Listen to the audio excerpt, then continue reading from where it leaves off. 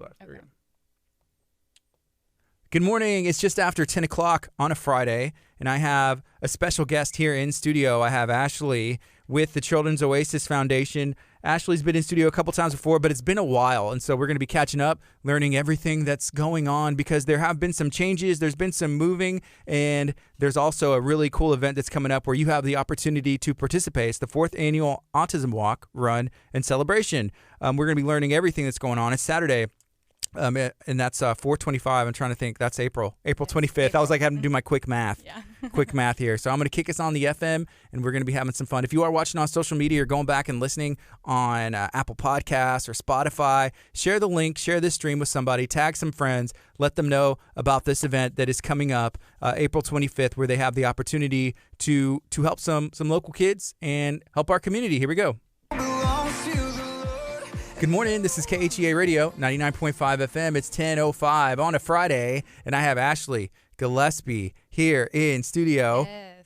Ashley, how are you doing today? I'm doing well. Thank you for having me. I'm glad you're here. It's been a while. How long has it been since you've been in studio? The last time I came, I think we were talking about our trip to Ghana, and that was probably in March.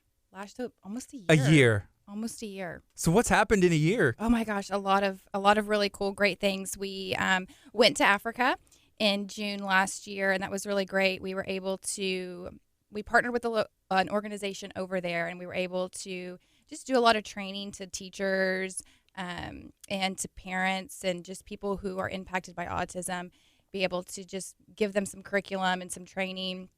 We helped a school create some more programs for these kids. So that was really, really awesome. We did that in June. And then we came back. And once we came back, then we actually moved the school to a different location. So we're still in Dickinson, but we have our own building now, which has been really, really nice. And that was a big transition process for the students and getting used to new space, but it's been really good. So we're here in that new building now, and we've just been developing new programs, and we're kind of creating some new curriculums for the kids, just kind of honing in on what we feel like they need to make progress with and what we need to do. So it's been busy. Yeah, that sounds like there's been a lot going on. Mm-hmm. And I want to come back and talk about, the new school and the program and everything else. Mm-hmm. But if somebody has never had the opportunity to hear about the foundation, the Children's Oasis Foundation, can you share, I guess, what you guys do? Yeah, absolutely. So the Children's Oasis Foundation is a 501c3 nonprofit. And what we do is we just provide community resources, education, and support to individuals who are impacted by autism and just things to benefit their families. So we do have a school for children on the autism spectrum and with related developmental disabilities.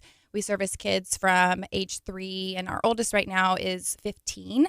So the school will grow with those students, but we have this school that we're able to just work with them. And the heart behind the school really is to not only focus on their academics, that's such an important piece, but really what we're doing is trying to focus on their emotional needs and getting them to be more aware of what they're feeling so they can be more successful. And it's all about training them to be successful. So as they grow older and become adults in our community, then they can have that purpose and have those skills to be able to be a part of the community.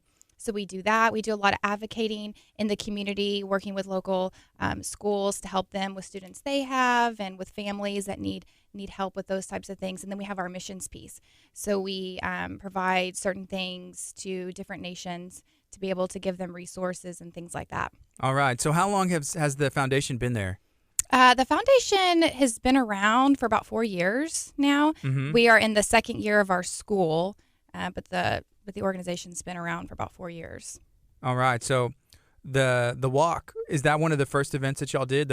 This is the 4th annual walk? It is one of the first events that we've done, and it's really grown in a lot of ways in what it is. But the purpose of the walk is it's kind of turned into like a 5K. So we have some people who walk and some people who run. But the purpose is just to spread awareness and acceptance in the community and just to let people know of this unique difference that we have here. And so it's a big family event. It's a lot of fun. There's bounce houses, things like that. It is a fundraiser for us, but it's just a fun time. There's a DJ and everyone has a good time and just does life and community together. Ashley, are you a runner? I'm not. No? I'm not. I'm tall, but I'm not athletic at all. Are you a walker? I'm a walker. You will see me walking there. I think you could have some long strides. Right? Yes, I might win the race with just walking my legs. That's a possibility. That's a possibility. So, okay, so this is the second school year for the school, the Children's Oasis Foundation, and you'll have a school. Is the school called Children's Oasis School, or what is it called? The school is called the Oasis Academy. So, yeah, it's a branch of the nonprofit. It's still considered part of the nonprofit, but it's just a little branch that we have to be able to further our mission with providing education to these kids. And so you have a new building, but it's still in Dickinson. It's still in Dickinson, yeah. We have a new building off Tanglewood. It actually used to be the ECI building, for people who are familiar with that, but it's the early childhood intervention that the county used to have that building there. So it's kind of cool. Before Harvey, it had students in there that had disabilities, and then after Harvey, after we rebuilt it, now we have Oasis there. So it's nice. It's a different setup to the building from where we were previously. So it's kind of set up more like a school. There's hallways and things like that. So it's been good for the kids. The transition's been good. We've been able to implement new programs there. We have a school store now, which we're really excited about, and the kids really like that. And we've employed some of the students to be the cashier and the bankers and those types of things. Yeah. And they really like that. And it gives them those real world skills to learn, how to manage their money. They save their money for certain hot topic items that they like. What are the hot topic items? What's really popular right now is Pokemon cards. So we have these cool Pokemon things. They really love that. We have some students that will save their money so a special teacher can take them to the movie theaters. They really enjoy that. Yeah, but that's kind of what the hot ticket thing is, Pokemon and the movie theater right now. Them working to be able to go to a special movie with their teacher. That's awesome. Yeah. What kind of movies do they like to see? Right now we have one student that just earned to go see the new Sonic movie. Have you seen the Sonic movie? I haven't seen it. I'm actually going to take him. So, yeah, he chose me to take him. So I'm going to be taking him to go see Sonic, and I'm excited about that. Without giving away too much, Jim Carrey turned in an excellent performance. Really good. Sonic, some of his best work since the video games on Sega Genesis. There you go. Hey. So, I did see it. Yeah. The popcorn was great. I'm a big fan of popcorn. Yes, yeah. And the movie was That's always good. important. So the kids will love it. Yeah. The kids are going to love it. So I think that's really important, teaching the children skills that are going to last a lifetime. Because I look back, and math's important, learning to to do everything like science experiments and all that. But I see people complain all the time, just saying like, why didn't they teach us this in high school, or teach us how to do balance our books or manage our money? And those are things that y'all are doing right now. Yeah, they have. We actually have like an Oasis bank where they every week, every Thursday, they have to deposit their money that they earned into their bank account, and they have to balance it out. And they put a certain amount into their savings. Eventually, we want to teach them to be able to give a certain back to like a tithe or an offering to some certain ministry in the community. So we have a lot of goals and things that we want to do with that. But it's great skills. Just skills that I think a lot of teachers and parents kind of, like you said, they don't see the necessity in it, but it's important. Really what has the feedback been from the community? Are people still learning that y'all are there? It's only year 2 of the school. Yeah, people are still learning that we're there, but we have, since we've moved, we've had a lot of just feedback, people getting more involved, and as our programs are growing and as we're becoming more vocal about the things that we want to do, people are getting involved with us, which is really great. Local businesses and things like that are wanting to partner with us with our future programs.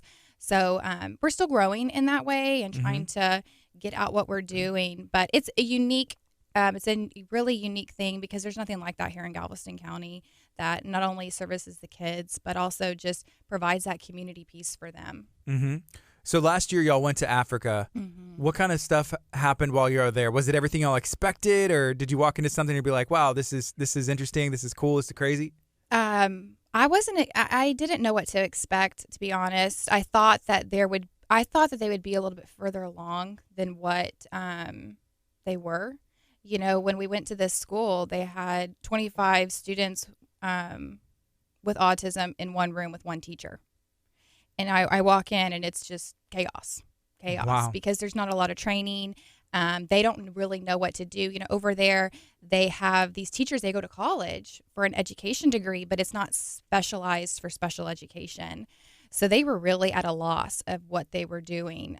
So I spent the first 3-4 days really just observing and watching and just seeing how the teachers work with these kids before I could even say, okay, like let's start implementing some things. But we had to open up new classrooms for them and only put a certain amount of students in with one teacher, train them to keep them busy with just tasks so the teacher could have the opportunity to work with them one-on-one.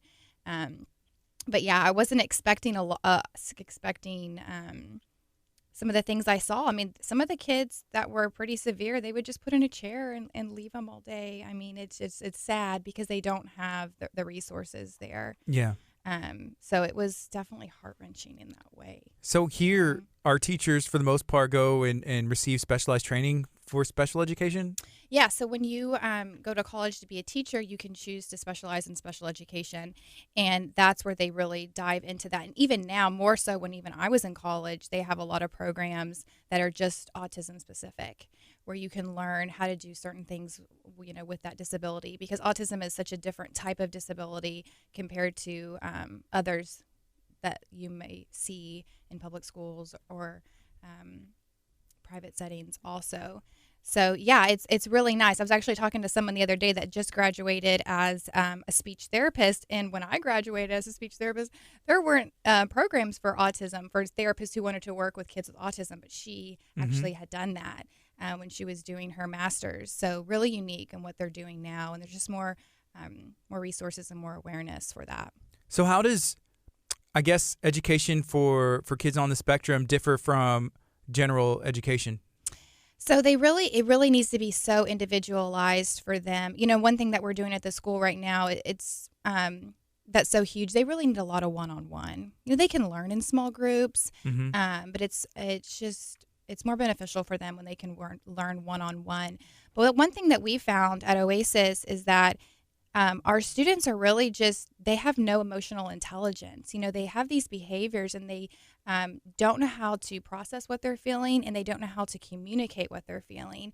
So that's one thing that a really big project that we're working on right now. We're kind of creating this in-house curriculum that's basically all about emotional intelligence and how we can teach the student what they're feeling and then give them strategies and ways that they can find peace within themselves. Because if they can learn to communicate what they're feeling, and then they can learn to identify what they're feeling, then they can use these strategies to help them get out of that. So then it's not this huge meltdown. We don't have all these behaviors. And it's working really well, you know, to see the students kind of change. It's been a shift, you know, to see like this peace come across them because they're learning what that is and how to regulate themselves, which is a skill that I feel like all the kids need.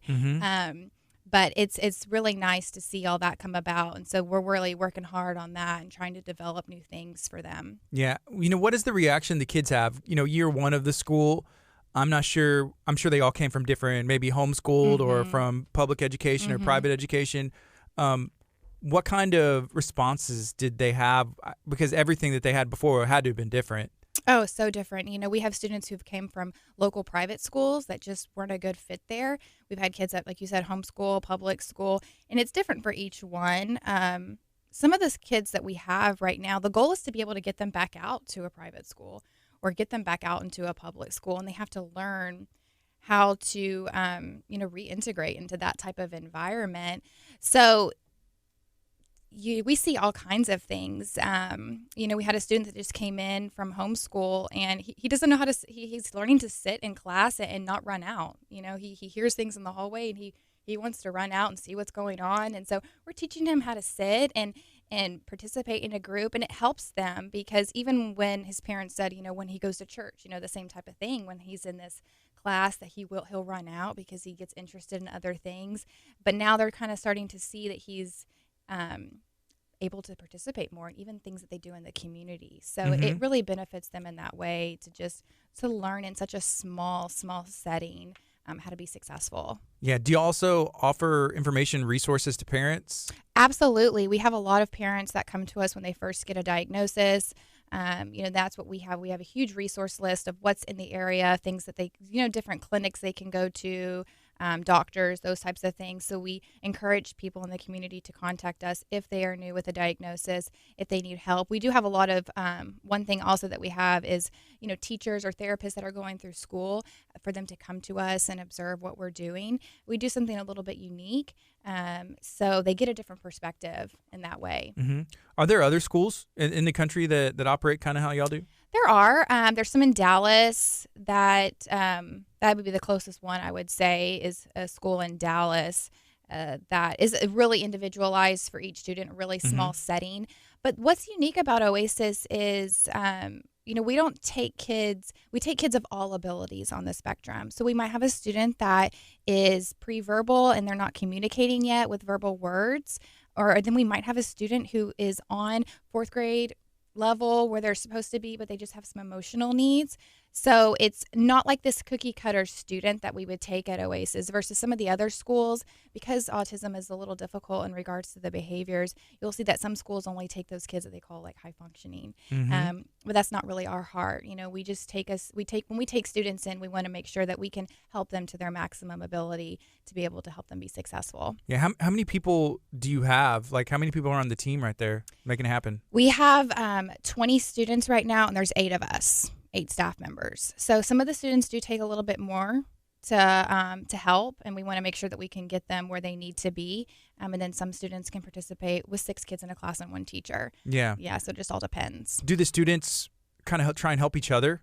They do, and that's what's such a cool thing of what's going on right now. We actually have our oldest student. She's 15, and she's she's awesome. She's such a great little helper, and she is like, when I grow up, I want to work here. That's what she wants to do. And her disability is a little bit different, and she's impacted in a different way.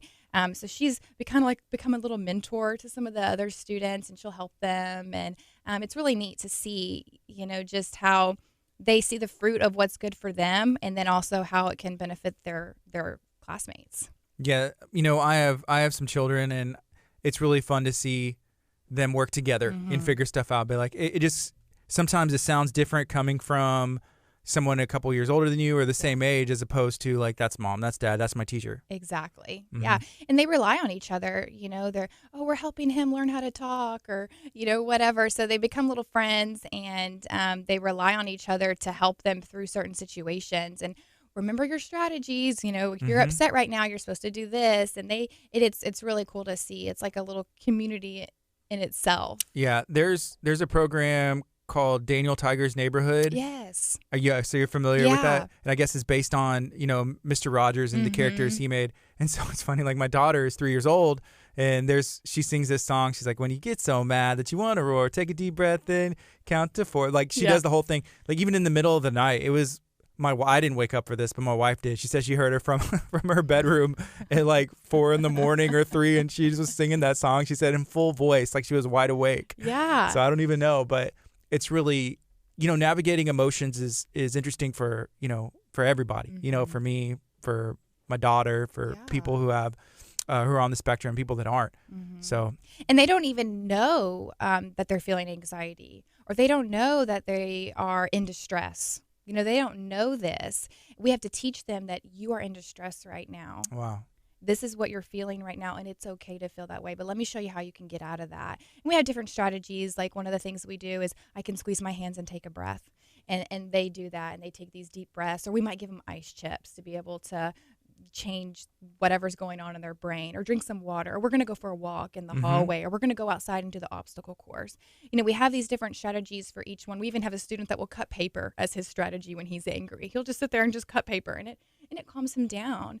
And I think as people, we all have certain strategies that we do if we fidget, or we pick our nails, or we tap our pens. We have strategies that we do to keep us calm. And that's no different for these kids. Yeah. Y'all have an obstacle course? We do. We have this really cool outdoor area, and that's what we've kind of changed. We went from, we used to have recess, and it was kind of this free play, but it really wasn't.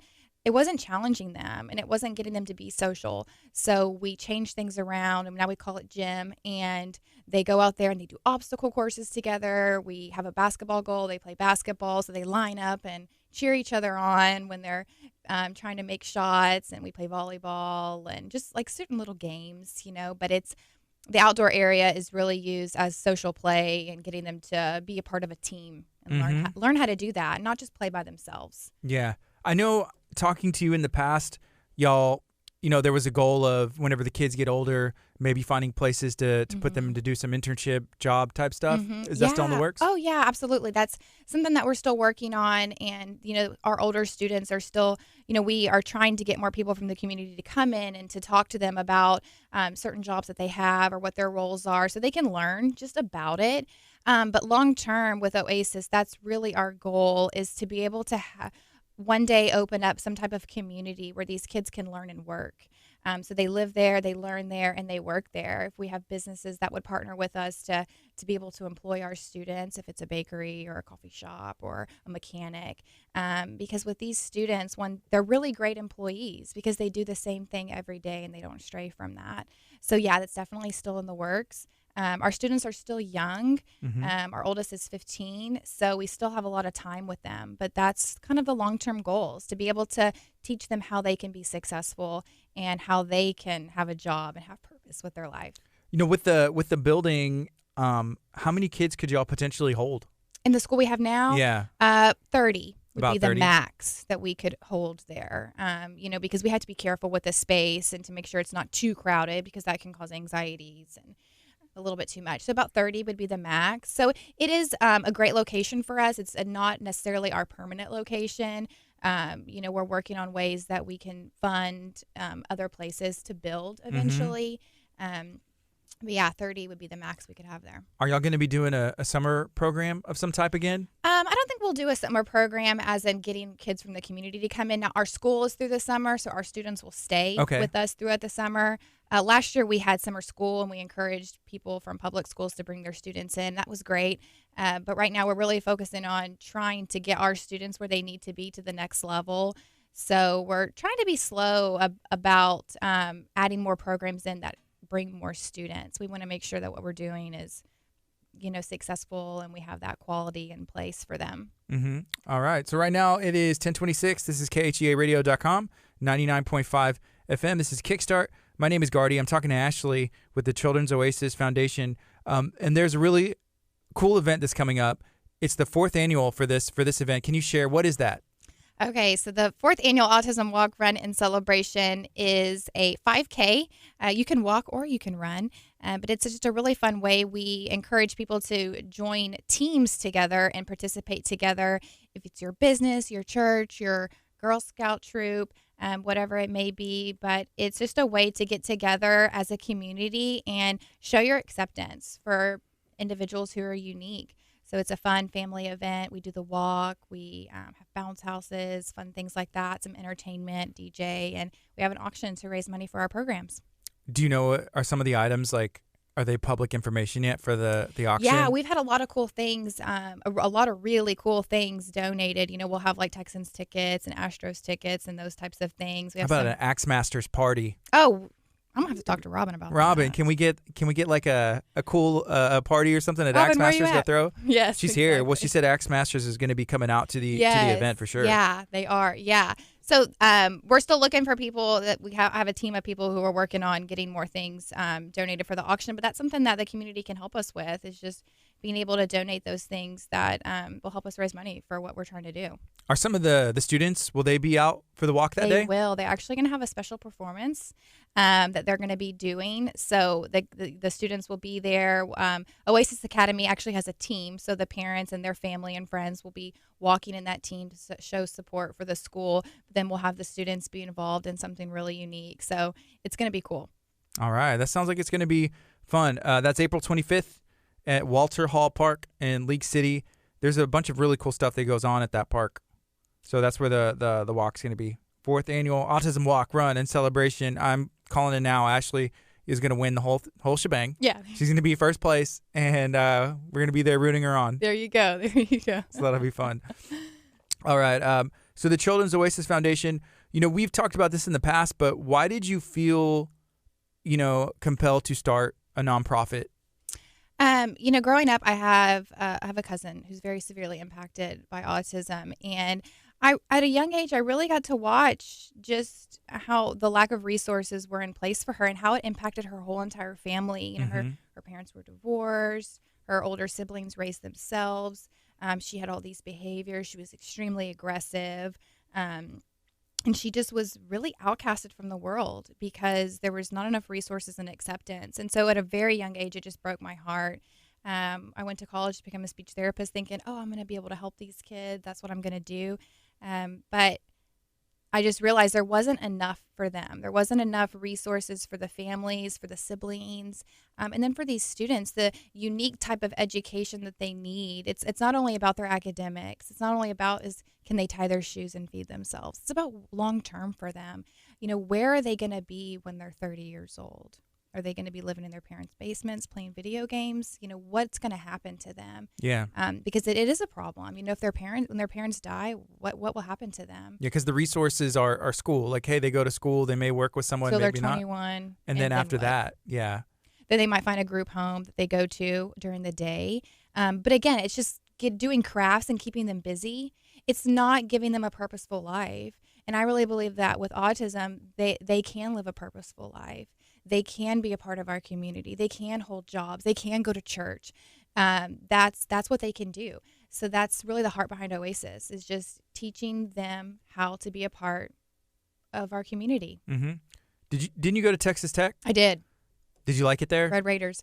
I did. It was cold and the tumbleweeds and the wind, Tumbleweeds. and the sandstorms and stuff like that. I'm not down for, but it was a lot of fun. You know, it was a good experience, and it was it was a fun time going to football games. You know, that kind of stuff. They always have good quarterbacks. Oh yeah, good quarterbacks and setting records and really they have a decent team. Yeah, most of the time. So when I went there was the first year. Like back in the day, they used to throw tortillas onto the field. Why? I don't know. It was like, I don't even know. That was like a thing? It was like a tradition? You know? And so I think it was like my sophomore year, they're like, okay, we're cutting this. We're not allowed to throw I'm like, okay, I came here to be able to throw tortillas, you know? Did they start a new thing? Like we're throwing something else out of the field? No, they wouldn't let us throw anything. No more tortillas will be harmed at, you know, Texas Tech Red Raiders football games. Yeah. I'm eating those. I'd be like carrying around a bag of meat, and just like picking it up and just, you know, rolling that thing up. And good to go.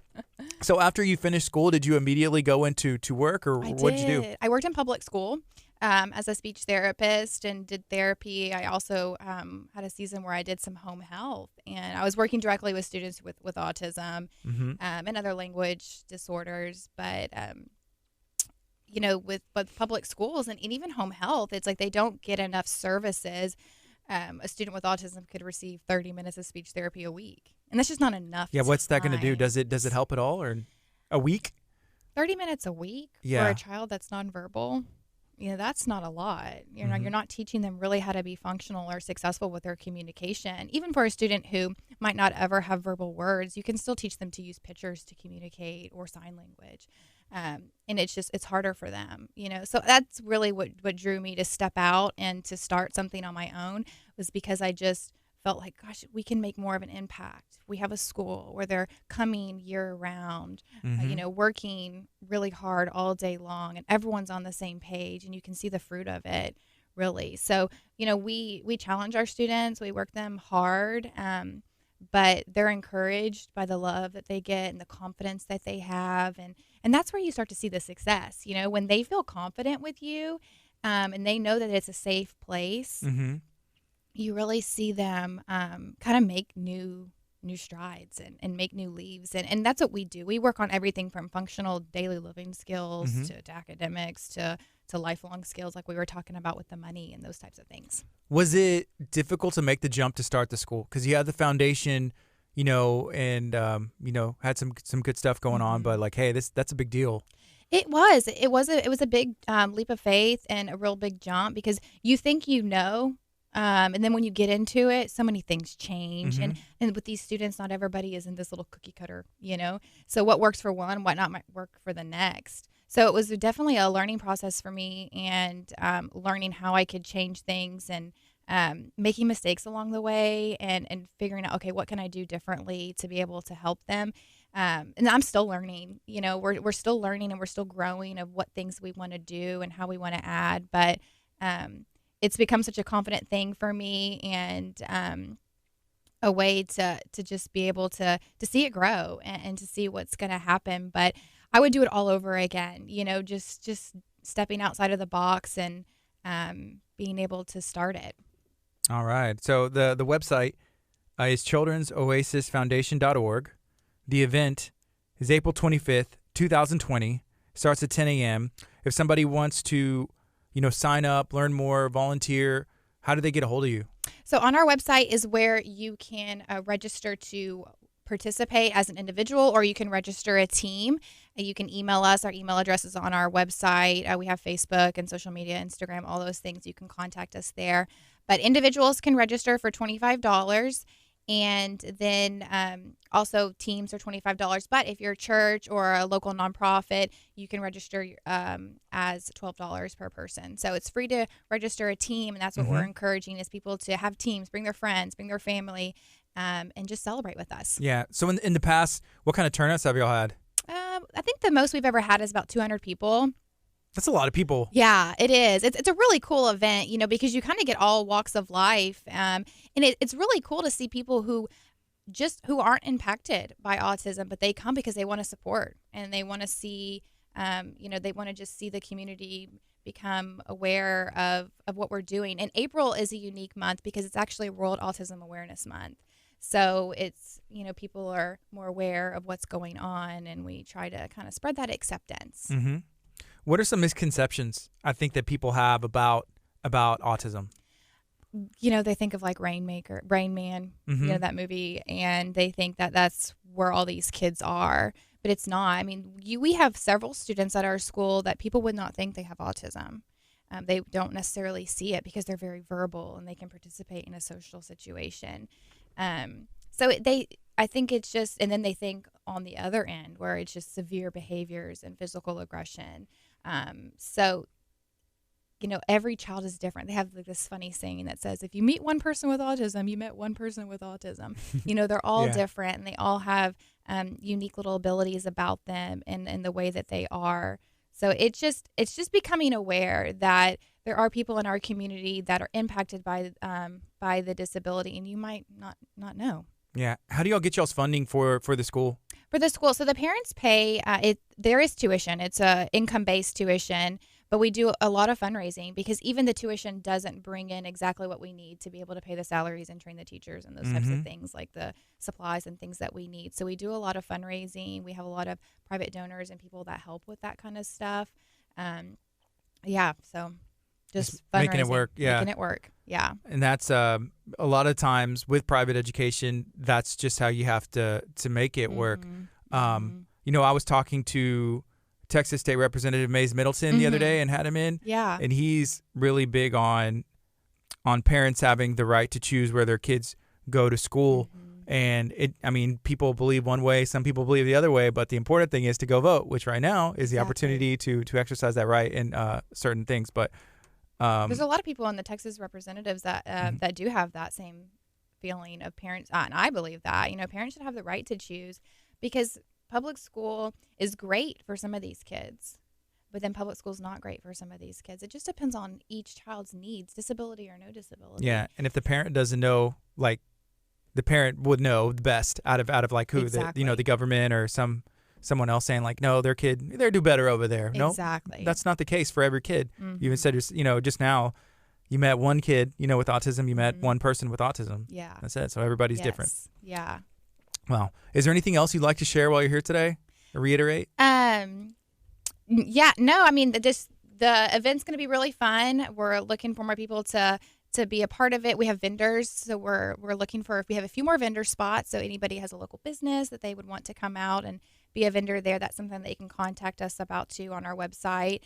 But it's gonna be a really good time, and we just encourage you to come out and just see what we're doing, hear more about Oasis, and tell your neighbor about it and your friend about it. Even if you're not impacted by autism, you are going to find somebody in your community, at the grocery store, at your church, that is impacted by it. And we are the only nonprofit organization here in Galveston County that services kids on the spectrum. All right, so children'soasisfoundation.org to find out more information or to sign up for this event. Get a hold of Ashley and maybe become part of the team. Who knows? Thank you for hanging out today, Ashley. Yeah, thanks for having me. It's always a joy. And we'll have to bring you in sometime in April. Yeah. For sure. That'd be Definitely great. sooner than a year. Yes, yes. Sooner than a year. Exactly. Yeah. Maybe we can get Robin to come out. We can talk about our other projects that we're working on. Oh, I'd love that. I'd love Mm-hmm. that. Shout out to Axe Masters and Robin and her family for having that really cool business. Yeah. And it's not in the view of a camera, but we do have a target with an axe over here. Yes. People ask me. I'm like, that's just in case. So, you know, So who threw that axe? that actually wasn't me. Okay. They brought us that one. It was one of the ones they had peeled Right. off. And it's a really cool thing, but it definitely gets people's attention. Yeah, it's fun. For sure. It's fun. All right, this is KHEA Radio, 99.5 FM. All right, Facebook. Hey, y'all be blessed. Share this stream out and let me know what you got going on this weekend. And definitely go to children'soasisfoundation.org and you can find out more. All right, bye.